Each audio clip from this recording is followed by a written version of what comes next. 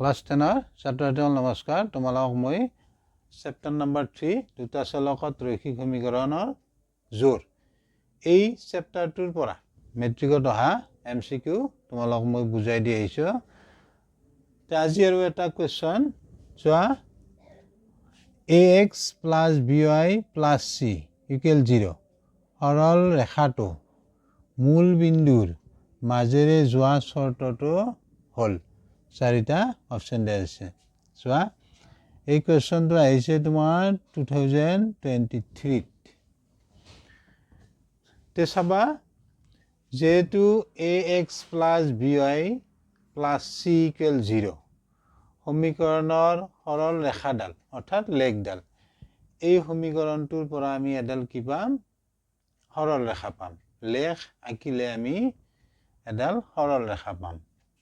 কাৰণ এইটো এটা ৰৈখিক সমীকৰণ, দুটা চলকৰ ৰৈখিক সমীকৰণ।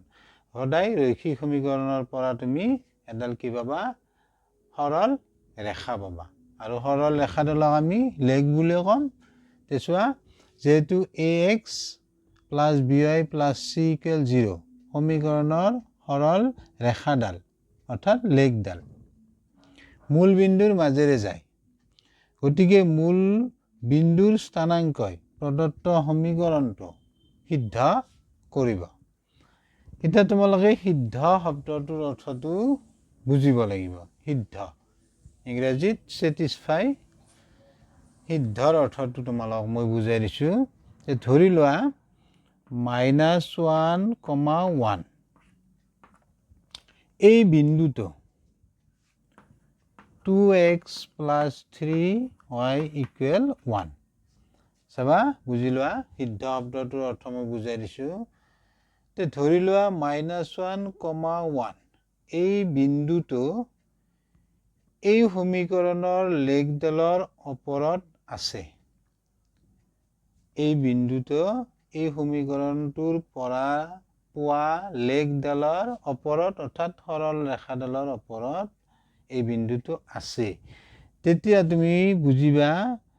যে এই বিন্দুটোৱে এই সমীকৰণটোক কি কৰিব? সিদ্ধ কৰিব। অৰ্থাৎ এই বাওঁফালে তুমি LHS ইকুৱেল কি আছে? বাওঁফাল 2x plus 3y। এই বাওঁফালে কি কৰিবা? x equal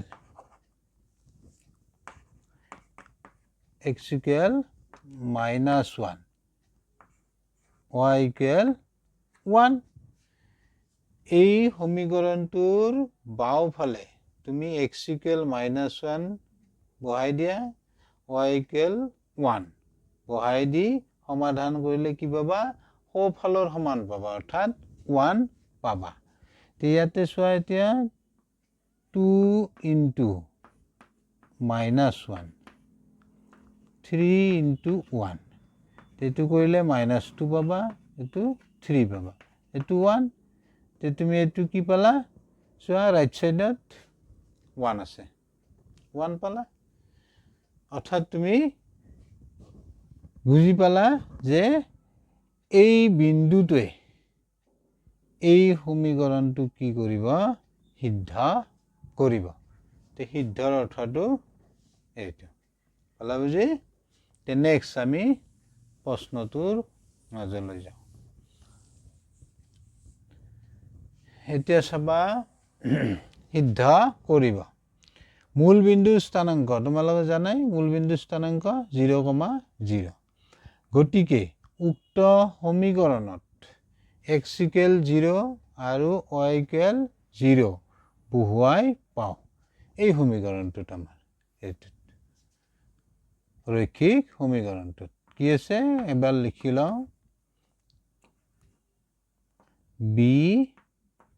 by plus c equal 0। ইয়াতে এতিয়া তুমি বহাই দিয়া a into x ৰ ভেলু 0, b into y ৰ ভেলু 0 প্লাছ c ইকুৱেল ইফালে 0। এতিয়া এৰে তুমি 0 পূরণ করলে কি পাবা 0 পাবা এটু পাবা 0 এটিও 0 0 এইখিনিৰ পৰা এতে কি পাবা এইখিনিৰ পৰা পাবা তুমি c ইকুয়াল 0 c ইকুয়াল আমি 0 পালো অর্থাৎ আমি কি বুঝি পালো ax plus by plus c equal 0 সরল রেখাটো মূল বিন্দুরে যোৱা শৰ্তটো হল c equal 0 তাই আমি বুঝি পালো এই সমীকৰণটোৰ লেগডাল মূল বিন্দুৰ মাজেৰে যাব যদিহে c equal কি হয় c equal 0 হয় c ৰ ভ্যালুটো 0 হলে এই সমীকৰণটোৰ লেগডাল বা সৰল এই সমীকৰণটোৰ পৰা পোৱা সৰল ৰেখাডাল কি হ'ব মূল বিন্দুৰ মাজেৰে যাব আমি শর্তটো পাই গলো option c equal 0 c option c এটো হবে ভালো বুঝি তেতিয়া c equal 0 হলে আমাৰ সমীকৰণটোৰ আকৃতি কি হ'ব ax plus by এটি c ৰ ভ্যালুটো আমি 0 লিখি দিলে তেতিয়া কি হ'ব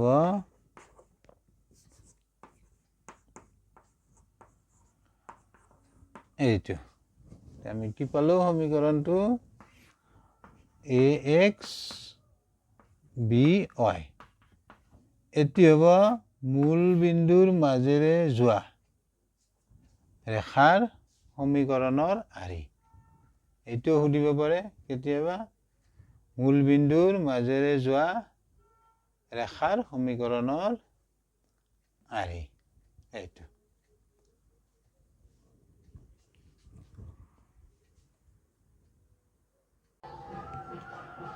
সোয়া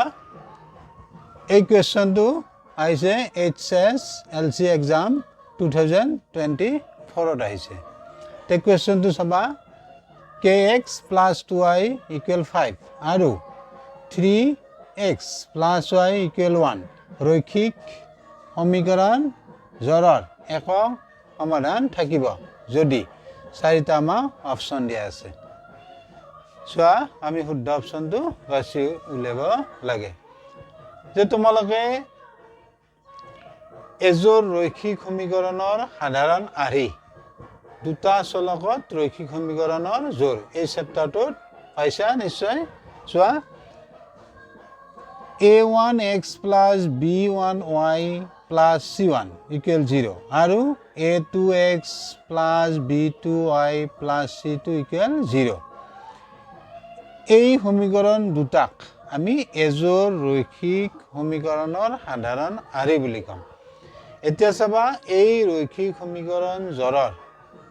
একক সমাধান বা একমাত্ৰ এটা সমাধান নাইবা অদ্বিতীয় সমাধান থাকিব যদিহে শর্তটো এইটো সোয়া a1 by a2 not equal b1 by b2 এই শর্তটো মানি চলিব লাগিব এতিয়া তুমি প্ৰথমে সজাই লবা আমাক দিয়া আছে সমীকৰণ দুটা সোয়া kx plus 2y equal 5 এটো সজাই লবা তুমি এইটো আহি এনেকৈ 5 টো ইফালে আছে সোয়া সমান চিনৰ ইফালে আছে ইফালে আনিলে তোমাৰ কি হ'ব মাইনাস kx plus 2y 5 টো ইফালে আনিবা minus 5 equal 0 ইফালে 0 থাকিব নেক্সট তেনেকৈ এইটো সজাই লবা সোয়া 3x plus y 1 2 সোয়া সমান চিনৰ ইফালে আছে ইফালে আহিলে মাইনাস হ'ব -1 ইকুৱেল ইফালে 0 থাকিব ভালো বুজি এখিনি নেক্সট আমি কি কৰিম সবা এই সমীকৰণটোক আমি এই সমীকৰণটোৰ লগত তুলনা কৰিম সহগ তুলনা কৰিম সহগ বিলাক তুমি তুলনা কৰা অৰ্থাৎ a1 ইকুৱেল হ'ব k সোয়া a1 k b1 সোয়া 2 হ'ব 2 তাৰপিছত c1 ইয়াতে c ৰ ঠাইত -5 আছে C1 ৰ ঠাইত -5 গতিকে C1 -5 পালা নেক্সট তুমি এই সমীকৰণটোৰ লগত তুলনা কৰা নাইবা এই সমীকৰণটোৰ লগত তুলনা কৰা A2 ইয়াতে কি আছে 3 চোৱা 3 নেক্সট B2 চোৱা ইয়াতে একো নাই মানে কি আছে 1 আছে 1 থকা বুজাব তে B2 = 1 C2 চোৱা -1 পালা বুজি এতিয়া কোৱেশ্চনটো মতে যোৱা এই ৰৈখিক সমীকৰণ জৰাৰ অদ্বিতীয় সমাধান থাকিব যদিহে শৰ্তটো এটো আমাৰ শৰ্তটো হ'ল A1 by A2 not equal B1 by B2 এই শৰ্তটো মানি চলিব লাগিব এতিয়া তুমি ভ্যালু বহাই দিয়া A1 কি আছে আমাৰ k A2 3 not equal B1 2 B1 2 B2 1 হলা বুজি আমি ভ্যালুবোৰ বহাই দিলো এতিয়া আমি এখিনি সলভ কৰিম চোৱা এনেকৈ পূৰণ কৰিবা বজ্ৰ পূৰণ এইটো পূৰণ কৰিলে k হ'ব k ৰ লগত 1 পূৰণ কৰিলে কি পাবা k পাবা আৰু এইটো হ'ব 3 পূৰণ 2 এখিনিৰ পৰা তুমি পাবা k not equal 6 তা আমি পাই গলো অপচনটো k not equal 6 ইয়াৰ মিনিংটো হল সবা মিনিংটো মই বুজাই দিছো k equal যদি আমি 6 লিখো তেতিয়া কথাটো হ'ব যে k equal 6 ৰ বাহিৰে বাকি সকলো মানৰ বাবে এই ৰৈখিক সমীকৰণ জৰাৰ অদ্বিতীয় সমাধান থাকিব নাইবা এক সমাধান থাকিব নাইবা একমাত্ৰ এটা সমাধান থাকিব মিনিংটো হল হেতু বুজাব গতিকে আমি চোৱা k not equal 6 অপচন চোৱা b তে বুজি পালা নিশ্চয়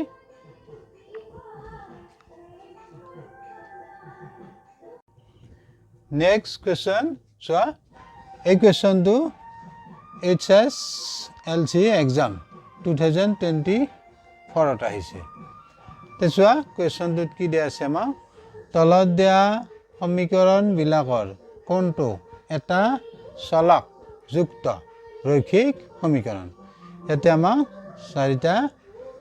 সমীকৰণ দিয়া আছে কোনটো এটা চলক যুক্ত ৰৈখিক সমীকৰণ তে প্ৰথম তুমি জানিব লাগিব ৰৈখিক সমীকৰণ কাক বলে বা ৰৈখিক সমীকৰণ বুলিলে আমি কি বুজিম চোৱা সংজ্ঞাটো মই ইয়াত লিখি দিছো জীৱৰ সমীকৰণৰ সবা চলকৰ উচ্চতম ঘাত 1 সেইবোৰ সমীকৰণক ইয়াতে এটা ক লাগিব সেইবোৰ সমীকৰণক ৰৈখিক সমীকৰণ বলে এতিয়া তুমি সবা এটা চলক যুক্ত ৰৈখিক সমীকৰণৰ সাধাৰণ আৰ্হি আমি এনেকৈ লিখিম ax + b = 0 ইয়াত a আৰু b ৰিয়েল নাম্বাৰ বাস্তৱ সংখ্যা আৰু এটা কন্ডিশন থাকিব a not equal 0 চোৱা a not equal 0 এটো হ'ব সাধাৰণ আৰ্হি এটা চলক যুক্ত ৰৈখিক সমীকৰণ ইয়াতে এটা চলক x চলকটো হল x হলা বুজি চলক তোমালোকে জানাই যিবোৰ বৰ্ণ বা আখৰে বিভিন্ন মান গ্ৰহণ কৰে তাক আমি চলক বুলি কম তে ইয়াত এই ৰৈখিক সমীকৰণটোত আমাৰ চলক হ'ব x আৰু নেক্সট চোৱা আৰু দুটা চলক যুক্ত ৰৈখিক সমীকৰণৰ সাধাৰণ আৰ্হি ax + by + c = 0 ইয়াত তোমাৰ a b আৰু c এই তিনিটাই হ'ব ৰিয়েল নাম্বাৰ বাস্তৱ সংখ্যা আৰু এটা কন্ডিশন থাকিব a not equal 0 আৰু b not equal 0 a not equal 0 b not equal 0 আৰু ইয়াতে চোৱা চলক দুটা আছে x আৰু y x আৰু y এই দুটা আমাৰ চলক আৰু a not equal 0 b not equal 0 হ'ব লাগিব a 0 হ'ব নোৱাৰে b 0 হ'ব নোৱাৰে a 0 হলে আৰু b যদি 0 হয় তেতিয়া এটো ৰৈখিক সমীকৰণ হয় নাথাকিব হলা বুজি তে তোমালোক বুজি পালা এটা চলকযুক্ত ৰৈখিক সমীকৰণৰ সাধাৰণ আৰ্হি আৰু দুটা চলকযুক্ত ৰৈখিক সমীকৰণৰ সাধাৰণ আৰ্হি এতিয়া চোৱা প্ৰশ্নটো চোৱা ইয়াতে চলক চোৱা দুটা আছে x আছে y আছে আৰু এইটো এটা দুটা চলকযুক্ত ৰৈখিক সমীকৰণ হ'ব কিয় ইয়াতে চলকৰ উচ্চতম ঘাত 1 তেনেকৈ ইয়াতে চোৱা এটো উচ্চতম ঘাত 1 আছে ইয়াতে 1 ইয়াতে 1 হলা বুজি চলকৰ উচ্চতম ঘাত 1 ইয়াতে হ'ব এটো ইয়াতে 1 ইয়াতে 1 অৰ্থাৎ x এর ঘাত 1 y এর ঘাত 1 ইয়াতে দুটা চলক আছে এখানে এটো হ'ব দুটা চলকযুক্ত রৈখিক সমীকরণ এটো হ'ব এটা চলকযুক্ত রৈখিক সমীকরণ তে পালা বুজি এতিয়া চোৱা নামন মই বুজাই দিছো এখনি মই মুছি দিলো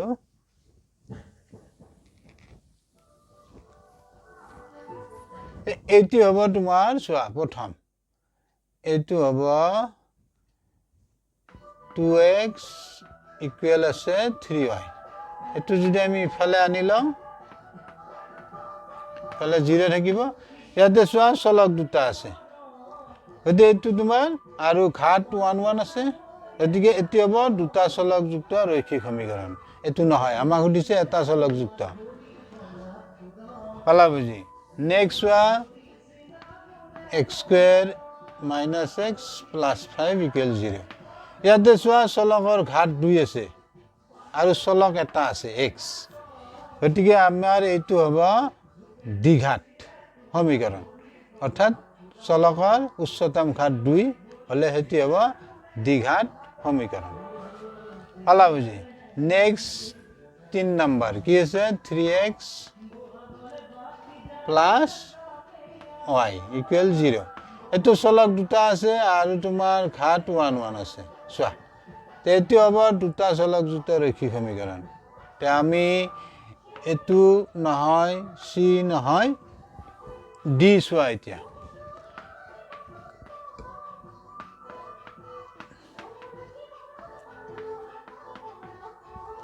এটো আমাৰ সমীকৰণটো এতিয়া আমি এটো ইফালে লৈ আহা 3t - 7 টো ইফালে এটি পাবা এতিয়া চোৱা 3t প্লাস আৰু 8t মাইনাস ইয়াতে কি থাকিব তোমাৰ -5t আৰু এটো তোমাৰ 9 -9 আহিব হলা বুজি এইখিনিৰ পৰা আমি কি পাম আমি এটা চলকযুক্ত ৰৈখিক সমীকৰণৰ আৰ্হিত সজাম তেতি চোৱা এতিয়া মাইনাস মাইনাস আমি কাটিব পাৰো both সাইড এদিকে এতিয়া 5t = 9 5t 9 টো ইফালে লৈ আহা 0 ইয়াক আমি এনেকৈ লিখিব পাৰো 5t প্লাস এনেকৈ লিখিব পাৰো এইটো চোৱা এতিয়া আমাৰ এই আৰ্হিত আছে এইটো আৰ্হিত আছে এটি চলক এটা ইয়াক এই সমীকৰণটোক আমি এটা চলকযুক্ত ৰৈখিক সমীকৰণৰ আৰ্হিত সজাব পাৰিলো এতিয়া আমাৰ অপচন হ'ব এইটো ইয়াত চলক আছে এটা t পালা বুজি আমাৰ অপচন হ'ব d